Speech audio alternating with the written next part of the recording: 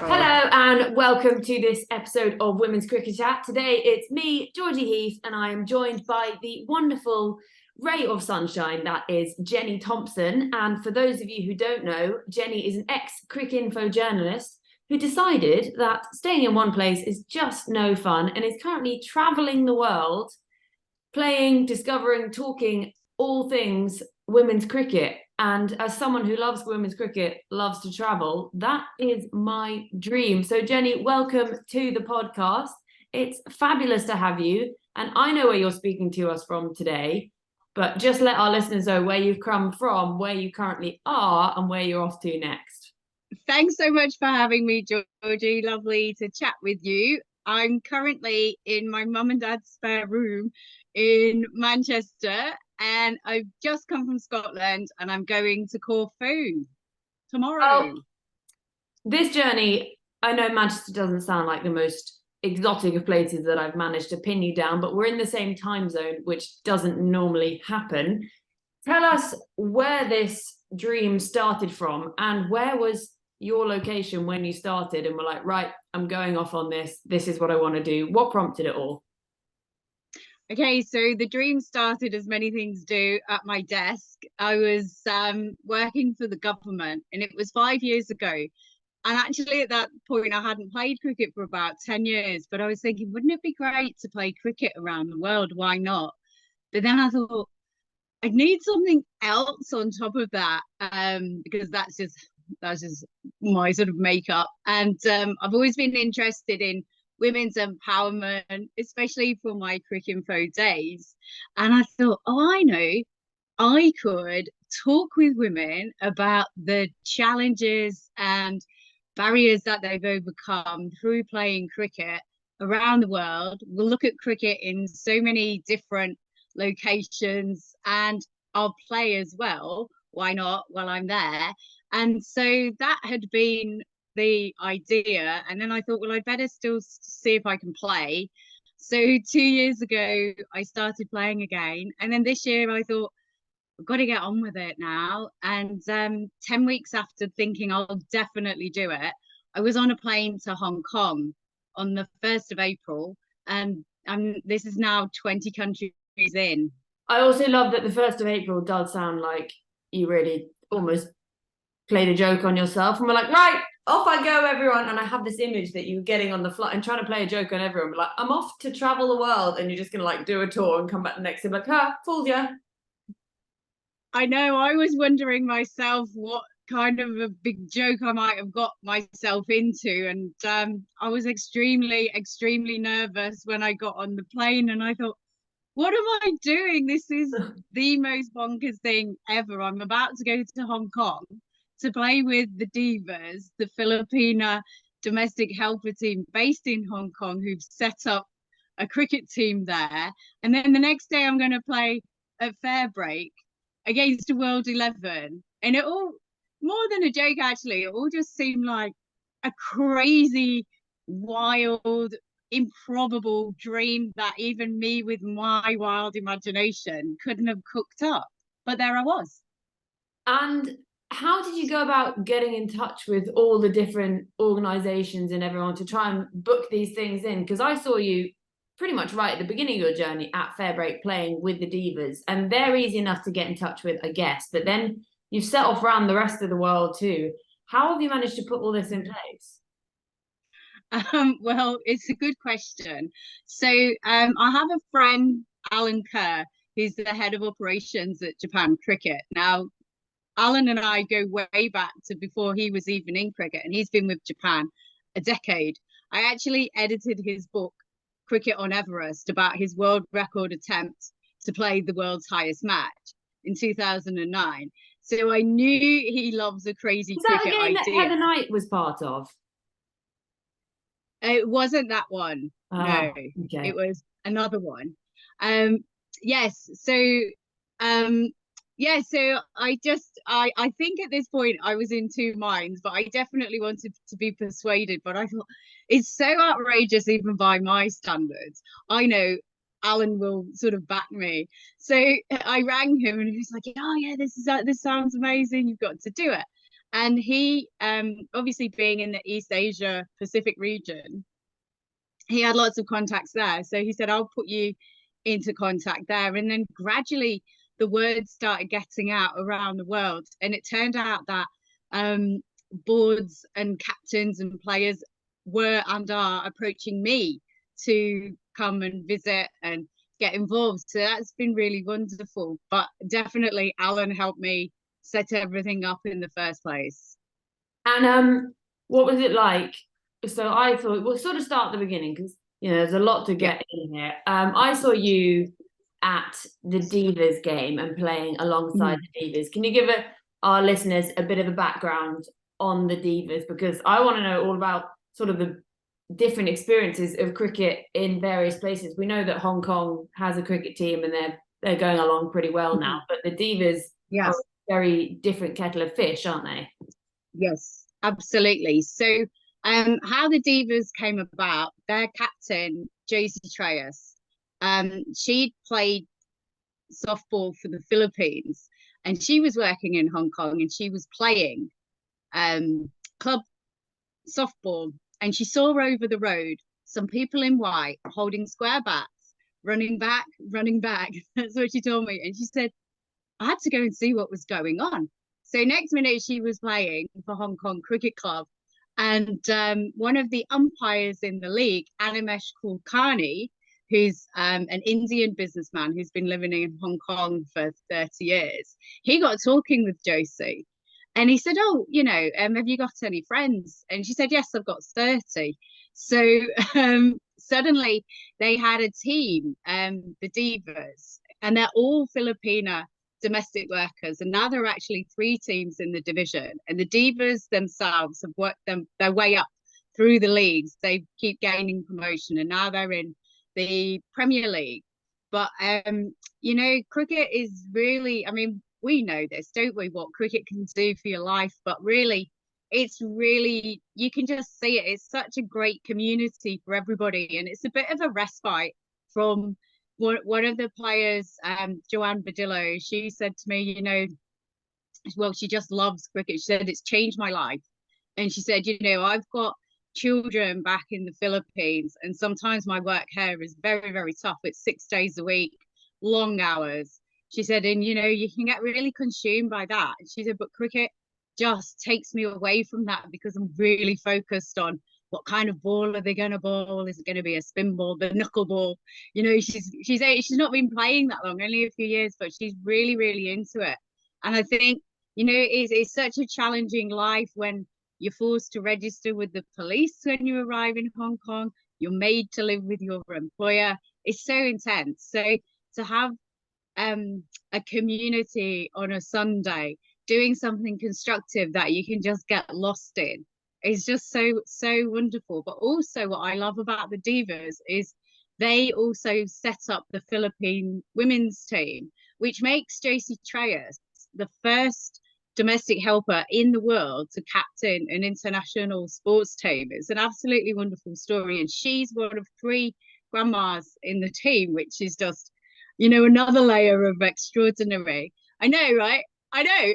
And also the team have just got back from the Southeast Asia Games where they won 2 silver medals in their first ever appearance. So Josie has gone back to her home state of Bacolod, and she's had a mayoral reception, and she's really keen now, along with the Divas, to develop women's cricket further in the Philippines. When I got to the Philippines, I didn't even think there was going to be any, but I'll just tell you that I went to Manila and I went to a college there where, this sounds like a dream for a student.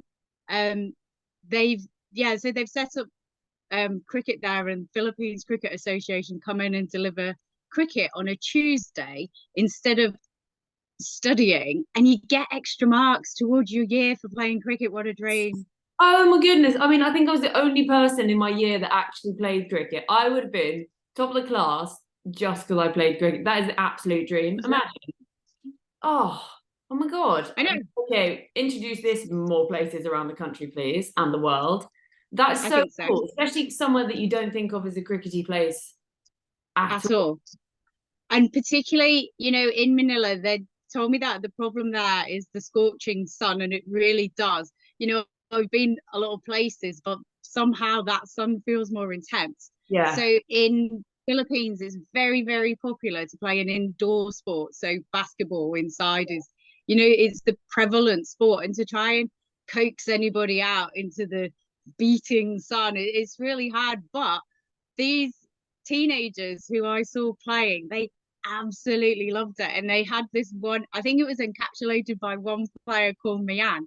And she's only been playing a few months, but she was diving everywhere, sliding about, diving, fielding, and she's got bruises everywhere. And she just said to me, she said, my bruises are my medals.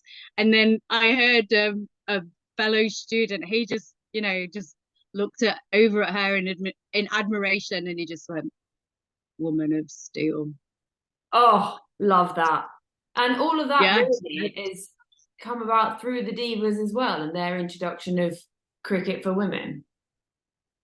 Well, not specifically in that case. This was the Philippines Cricket Association, and they were looking for a new ground, and they identified essentially a sort of swampy jungle next to Emilio Aguinaldo College in Manila. And what happened was they approached the guy who runs the college, and they said, we'd love to turn this into a cricket field. Now, the college isn't just a high school, it also delivers degrees. And there are a high number of Indian medical students. So the guy who runs the college, he thought, well, this would be a great idea to help my overseas students. But I love that now it's come to, the local population who are really, really enjoying it. Because, just to give you an example of the challenges there, I turned up on a Sunday and I came straight from the airport, but I missed some of, and these students, they were training on a Sunday. They'll just train whenever they can, as well as, the Tuesday. So they all stay on after the term has ended. They're staying in cricket, which is great. But I missed some of them because the coach, he explained to me, he said, some of them have had to go. It was 3:30. I said, where have they gone? He said, they've got a curfew. I said, what curfew? And some suburbs have a child curfew, so they had to get going. And I was just like, that's so crazy. I mean, I met them all on the Tuesday, but it's a challenging place. But speaking of curfews, some of the divas told me that even on their Sunday, which is supposed to be a mandated 24 hours off, and even then, it's, can you just do the laundry? Can you just make breakfast before you go to cricket, from some of their employers? Some have, and these are women who are married and they have children back in the Philippines. They have to have a curfew on a Sunday night of 8 o'clock. It's just bonkers. It's just so bonkers. So, something like cricket, I mean, it could be any team sport or activity, but there's something special about cricket. Maybe it's the time you've got to chat with people, I don't know, but I just love that. You find yourself at square leg and you just chat to the umpire. That's what I love. And then you miss thank God she's gone to field somewhere else, probably. Like, shut her up for 5 minutes. God, she's bowling, thank goodness. And so from Hong Kong and the Divas, you went, where did you go? Oh, actually, no, there was something I wanted to talk to you about. What was this post-match smoked fish tea that they drink after a game? Because that sounds foul. Oh, okay. It was more, it's not actually a drink. It's as in a cricket tea. So it's pieces of smoked fish. So don't stress unnecessarily. I was like, I had this image of sort of like fish heads in liquid, and I was not about that. I was like, is this meant to be like vitamins and like omega-3? Is this gonna be good for me? Will they let me give blood if I drink this? Ugh. No, there's a limit. Good. There's a line, and that would have been my line. It's not quite your scones with jam and cream. No, but I do like looking at what there is for tea wherever you go. So Oh my goodness. Singapore. Singapore is these amazing curry puffs I've never had, and they gave me the big build up, and I'm like, you do know what you're doing, don't you? Because you're really talking these up, and there were little egg sandwiches and stuff as well, which is a proper staple. And then these curry puffs came out, and I said, I have to come back just for the curry puffs. And then Honestly, in I'm going to need your rundown of the world of cricketers. I need to make an article on this because I think this is fascinating. Because the Aussies, whenever we ask them what's your favourite item at a cricket team, they're always like, we don't really have one because we don't really do it. We bring a snack or like go home and have a whatever barbecue. When that's No, like that's not half the it. reason people get involved in cricket is for the cake. Well, absolutely. I mean, if you're not having cake, you're not having cricket, in my opinion.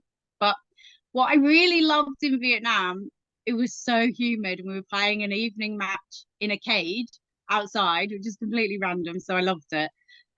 So you don't really want a lot to eat afterwards. In fact, you just really want some hydration. But they had jackfruit, and it was just so delicious. I think I ate a whole one.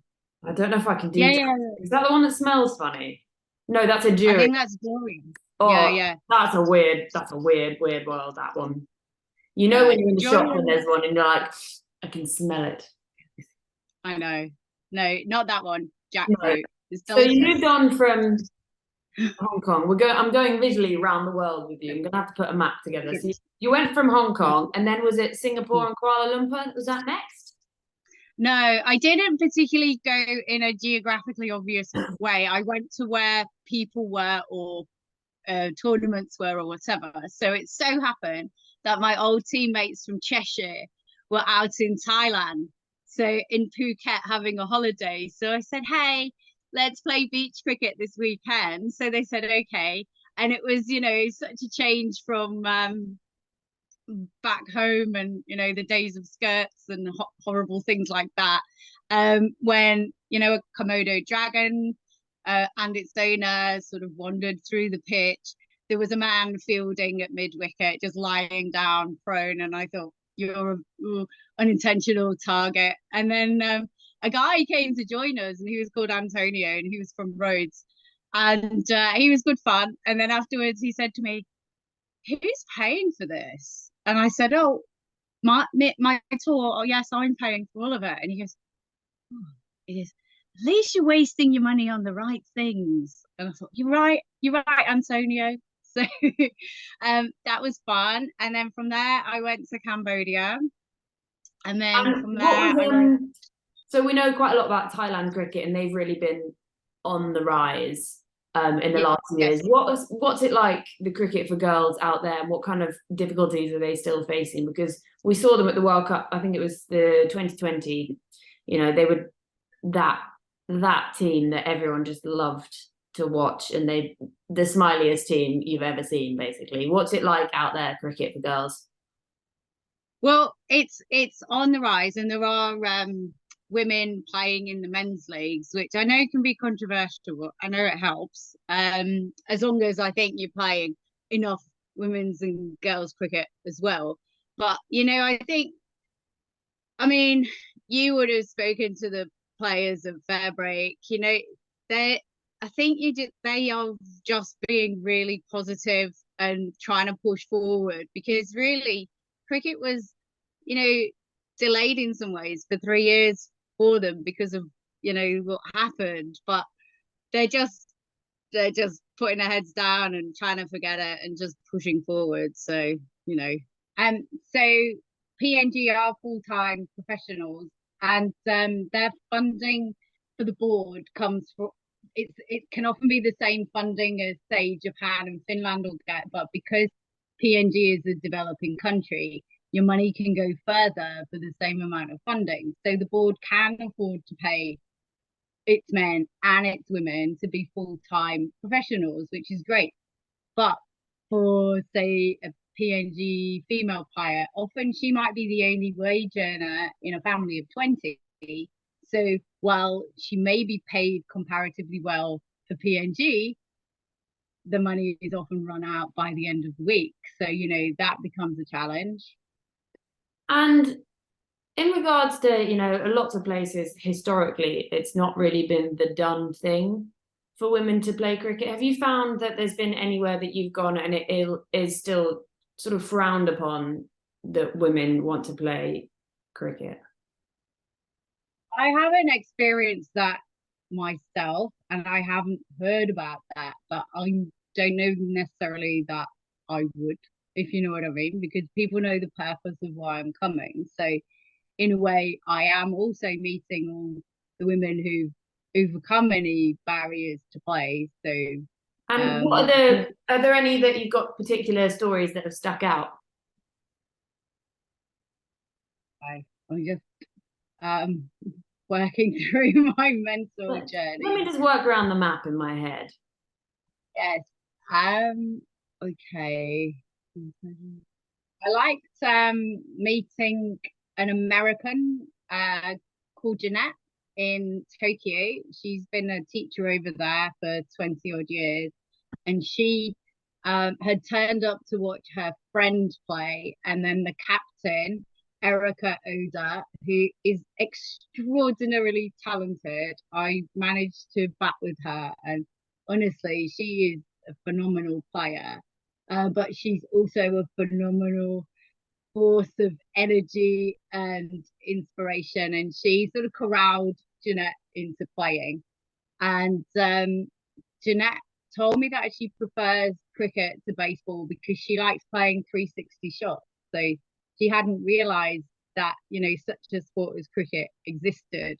And in fact, when she first came to do a run, she ran out to point because she was sort of running around the baseball diamond. But, I also love quirky things like that. So one player whose English is not her first language, an umpire asked her, "What is your bowling action?" And she said, "Right arm, normal," because she couldn't think of right arm over, and things like that. I just love these are the little quirky details which I love about how cricket is around the world, that you just, when you're used to it in England or Australia or whatever, it's so fun to hear all these other things. And another player, she was telling me the other day, she got out for zero, but she described it as, "Oh yeah, and then I got ducked out."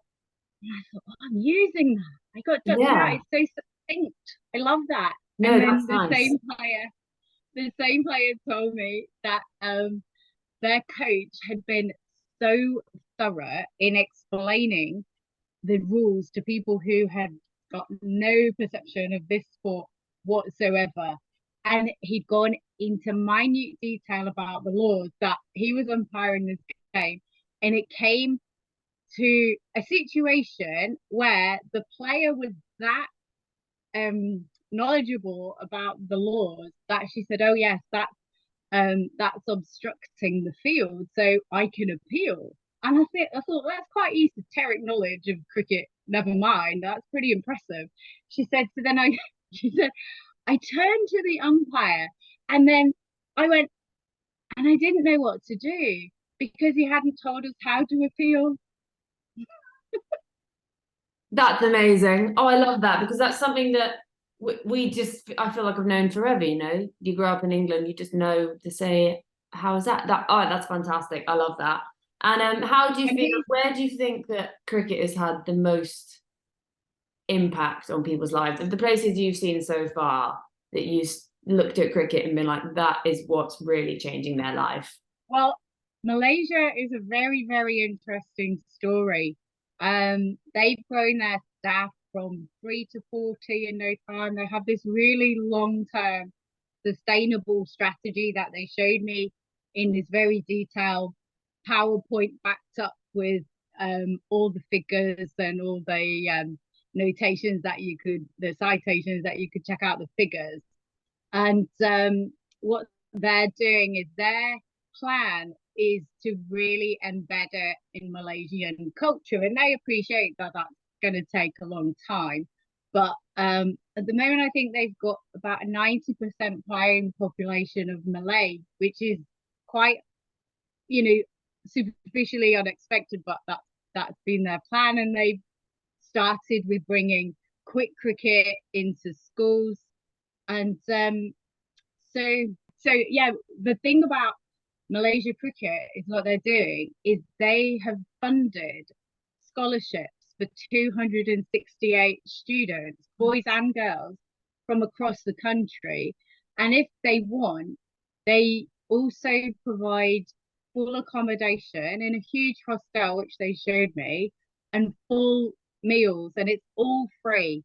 And that's how you're gonna develop cricket over there, and that is massively life changing for not just your top tier of 20 to 30 players, which is in itself, be they men or women, is great and life changing and a great thing. But 10 times that number of people are being given opportunities in life, and it may be that they carry on to play cricket, but even if not, they've got an education that they might not otherwise have had, or the standard of it. And that to me is something really, really exceptional.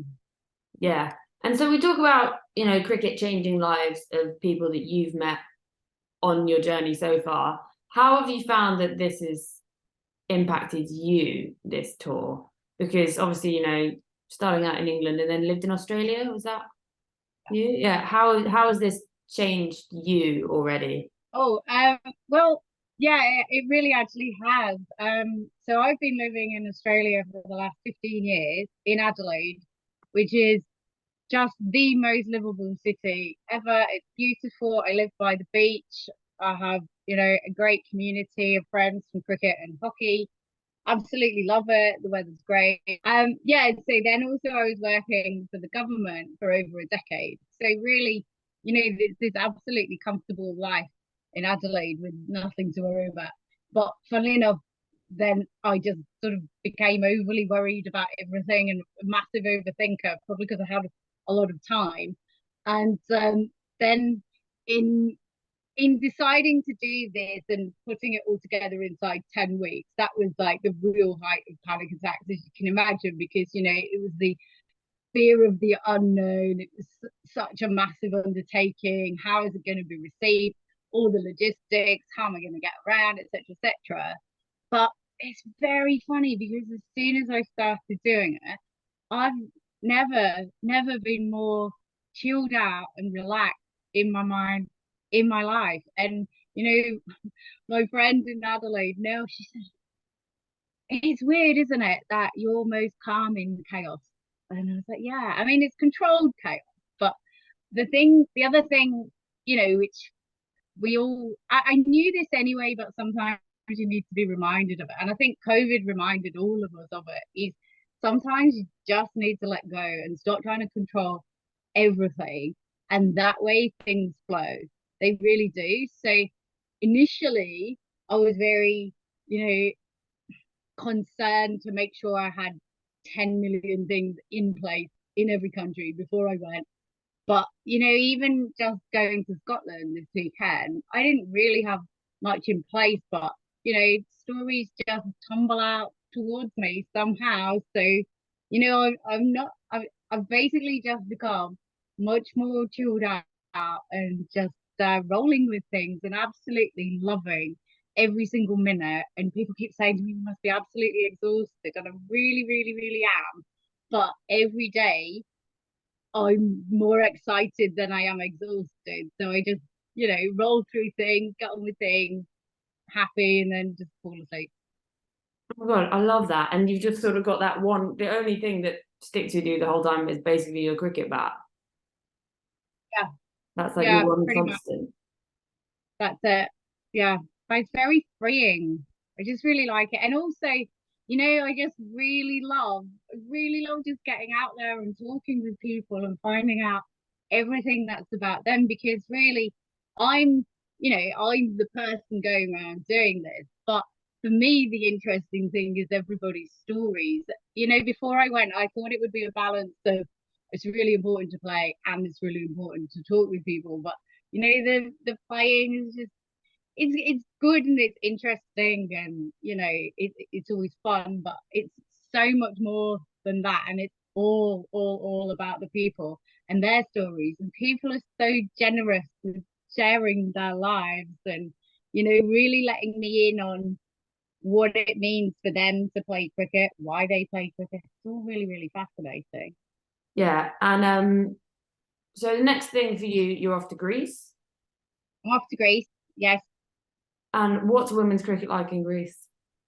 I'm not sure that it's that there's many, if any, but I'm going with my friend who she plays for the MCC. She's administered Cheshire cricket for a long time. So we're just really gonna go and catch up. And actually I've been invited to play with the MCC in a few weeks, which is very, very exciting. So in some ways we're just we're just gonna go and check out probably men's cricket. I understand that this is in Corfu, that there's a cricket ground in the middle of some shops and cars in the middle of a square. Sounds really fun. And then there's a match not there as well. So we'll just see what there is to find. And then I'm going to Wales just for a morning, which is, you know, living in Australia is so bizarre to me that you can just nip across the border to another country for half an hour these days. But yeah, to play with one of my old Cheshire teammates. And yeah, I've already played in Wales back in the day, but that will be interesting. And I'm also going to Ireland. So I'm going to see You're going to see the Ireland Aussies. Yeah, the Aussies playing. Yeah. Yeah. Yeah, I'm going to see that, and also train at Malahide Cricket Club.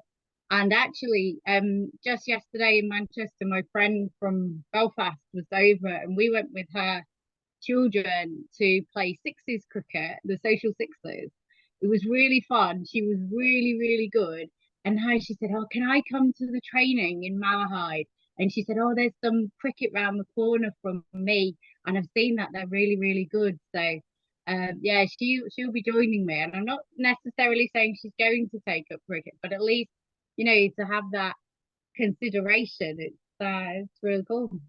Oh, absolutely love that. I honestly, it just sounds such good fun. The temptation to just find my passport and book a flight when you head off somewhere is quite high, and I'll just figure out the dog later. You never know, later on in the year, you might just end up with a tag along, and I'll just come with a camera and a microphone and we'll see what happens. But I honestly, it's so cool to hear, you know, the idea that it's growing in all these different places around the world. And especially what I love the most is the ones where it's, you know, because it started out as a newer sport for everyone, it's not a men's sport, it's just a sport. They're my favorite kind of things. Like I saw the Indonesian girls play at the under-19 World Cup this year, and you know, it's the first time Indonesia have been in a World Cup at all, men's or women's, and that was just really, really cool. And then when they won a game was just even cooler. So it's absolute. I love seeing how much it's growing. The last things I'm gonna have to ask you at some point about, you might have to text me about these ones, the different teas in different places around the world, because that's something I'm actually fascinated in. So maybe we'll get something written together about that another time, because I don't want to keep you forever. I'm aware you need to sleep and you've got to pack to go to Greece, which will probably be warmer than it is here, because I'm regretting wearing shorts today. But we always like to round off these interviews with some quick fire questions, you know, just standard ones. One of the first ones we always like to go with, actually, what is your favourite item at a cricket tea? Oh, right. It's going to be an egg sandwich. Nice. And not a curried egg sandwich, because I once had one of those by accident. Someone had put curry powder in the egg mayo, and it was horrendous. Yeah, that's good. No. But it can't be mayo. It's got to be salad cream. Yes. Okay, good. I'm so glad you agree with me, because people think that's weird when I say that. Egg salad cream sandwich. I'm with you on that one. What's the best sledge you've ever used or heard? That I don't have to bleep. I'm trying to think of ones that can be said in polite company. I'm so honoured. Do you think I'm polite company? Maybe you're talking about my listeners. Yeah, of course. I don't really tend to sledge myself. I just like to, use very positive language about how my team are doing. Yeah, okay. Just okay, I'll believe that. I'm sure I'll believe that at some point. What's the best place you've ever played cricket so far? That's too hard. I played at Fetters College in Edinburgh against Scotland many years ago, and we won. Wormsley was absolutely amazing when Cricinfo were owned by Getty. So we got to play on their ground a few times, and we got to go. This is so exciting. We got to go to the private library, which has a 24-hour security attendant, and he got out his like proper gloves, and he went in and he showed us like original, pretty much Shakespeare first folios, and I was crying. Nice. Yeah, that was pretty cool. So a cricket ground with a super good library, you can't really get much better than that. I played at Adelaide Oval in a club final. That was pretty cool. But back in the day when I was playing county cricket, we didn't really get to play on amazing grounds. We spent a lot of time actually coming down to the Sussex coast. That seemed to be where the powerhouse of cricket administration was. And one of my favourite grounds to play, and this was one we had county matches. I had an England under-17 match at Rodine School, which it was like it is. I'm pretty sure Mallory Towers was based on Rodine School, and so it's this beautiful old boarding school for girls on the cliff, and it's a sheer drop down, and even at rep cricket, the rule was if you hit it that way down the coastal path, it was 6 and out, because you could maybe hit a car or some people or some seagulls or something down on the road below. So 6 and out in rep cricket, brilliant, loved it. Yeah, very different. And the directions, because it was all on a bit of printed paper, and it was like, if you're coming by private helicopter, phone in advance for a helipad landing. If you're coming by yacht, get a marina berth, etc., etc. We were like, if you're coming with a Rover 216, go and park 3 suburbs away. And that's hilarious. And when you played for the Divas, who were you most excited to play against? Well, do the big match wasn't actually fair break, it was the league match, because we needed to get into the top 4 to progress to the finals. So we actually won that one. So that's where everybody was nervous. But then the match at fair break, this is months on now, I'm still not believing that we played against, Sophia Dunkley, Catherine Siverbrant, Lauren Winfield Hill. The names just kept coming. Deandra Dottin, Laura Wolver, Phoebe Litchfield. And when you're watching the Ashes this week, you're just like, yeah, we were playing against those women. And what I loved about that match as well was I overheard it was Sophia Dunkley and Alice Backwell at the end of the game. They were in genuine admiration of the skill level of the Divas. And, that nobody knew what to expect because they'd never seen them play before. But, oh, yeah, they're really good. I think we definitely held our own. Nice. And what's the ultimate dream to get out of this trip? Well, the dream's already in progress just by the fact that it's happening. But also I love, change on an individual level. Malcolm Gladwell has categories of people, and I'm definitely a connector. So, I'm putting in contact. Someone will say, I want to go and play in that country. I'm like, actually, I know someone there. So, I'm sort of helping, doing that. I'd also like, this is in many ways an awareness raising exercise. So not just for women's cricket, but also associate cricket. So, for example, if I'm going to have obviously quite a lot of knowledge by the end of all of this, and I'll be able to draw some wide-ranging conclusions. So it might be things like I've got into groundskeeping as I've been going along. This is amazing. So jealous. I'm so jealous. Georgie, you have to come. That's it. It's settled. We're going. Right. September. You could well have me in tow. You hear that? And the dog. Oh, I don't know. You have to get him a passport. yeah, that's fine. and go somewhere they won't eat them. We know people. We can sort the passport out, and then we'll be the bodyguard. We've got Definitely. 2 women and a dog take on the world of women's cricket. Sounds great. Now that is another podcast all in itself, isn't it? So yeah, so awareness raising, but also, you know, people are telling me, this is what they're telling me, like I'm somehow inspirational for doing this.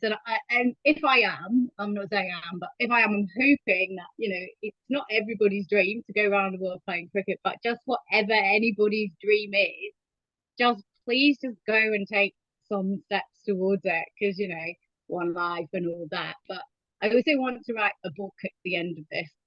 Well, I will be writing a book at the end of this. The book is writing itself as we're going along.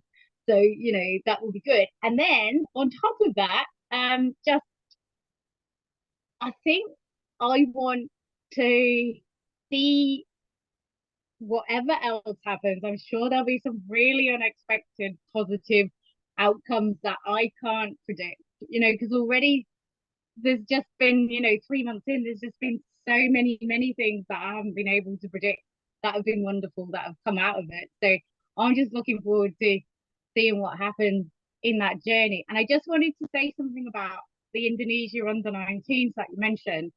They their appearance in the World Cup has been having some ramifications in Europe, actually, where Norway is super keen now to use the example of Indonesia and Rwanda appearing at the under-19 World Cup, and they want to, or at least the women's section so far want to, but they're talking with the Norway board about this. And they have some new leaders there. They want to follow that example and get their under-19 girls to be a representative at the World Cup and make that Norway team the first Norway team at a World Cup. And the way that they're trying to do that already is by holding expert sessions on a Friday night. Come and try. They, you know, they've got 20 girls at the moment, but they know they need a base of 100. So they've got a 6 to 7 year plan. But, you know, it's like Thailand. They were smart. They knew that the fastest route into World Cups was via their women. And, you know, doesn't it just make sense? So it's exciting to see that Norway are doing that. And then they're talking to other European countries saying, maybe follow that example. And I'm sure other countries around the world might be doing that secretly. I don't know. But let's just see what happens. Oh, it's just amazing. I wish I'd come with you from the beginning and just made a documentary on the whole thing. We can go around again. That'll just be the warm-up. Yeah, it's more like the practice round, and then we can get it all in place, and then we'll go around again. Sounds perfect. Well, I don't want to keep you for any more of your day, but I just want our listeners to know where they can follow you on social media, please, so they can keep up with everything that's going on. And then we'll have to catch up again, either when I join you or when you finish it all, and we can have a full roundup. Oh, both. So I'm very exclusive. I'm only available on Facebook and Instagram at the moment, and that's not because I'm a complete technophobe.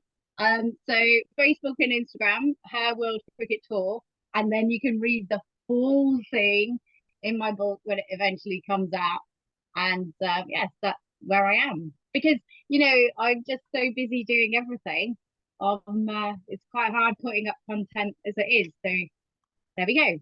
Amazing. Well, thank you so much. And it's been amazing to hear your story. I could have talked all day, but I'm sure you've got more interesting things to do than listen to me. I don't have more interesting things to do than listen to what you're doing, but there'll be more to catch up on later on, I'm sure. Thank you so much.